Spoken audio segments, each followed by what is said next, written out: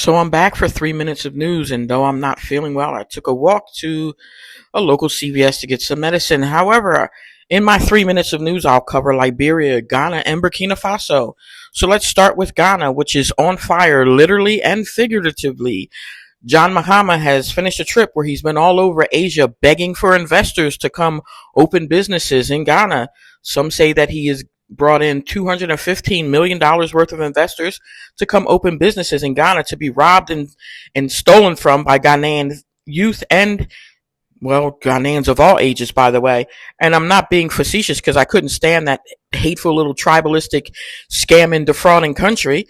However, many people who have ever been to Ghana and have done business in Ghana knows that it is a national problem that Ghanaian youth steal from their employers, and they always blame low wages.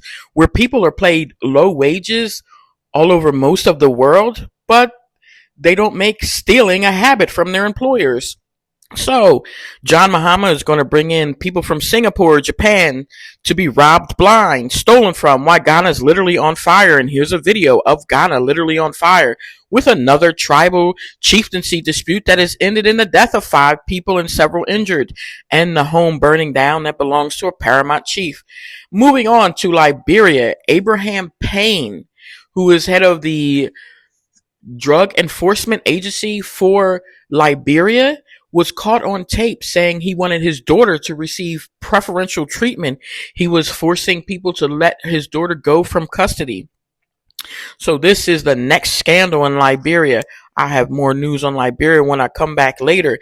Burkina Faso Captain Ibrahim Traore has met with a delegation from Oman about development and investment in Burkina Faso.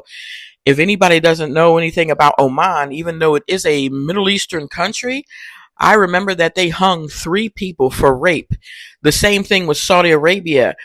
MP Sam George always says to the United States about the anti-LGBTQ bill, he says, well, you don't do this to Saudi Arabia.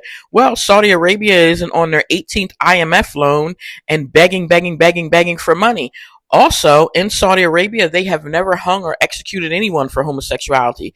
But in Saudi Arabia, just like Oman, they have executed someone for pedophilia, something you never see in Ghana because half the population would be killed for pedophilia because that's rampant as well as child marriages. Also in Burkina Faso, they'll be having a diaspora investment event on September the 5th, 2025 in Ouagadougou, Burkina Faso. My favorite Burkina Faso artist, Kaya Woto will be performing. That's 3 minutes of news.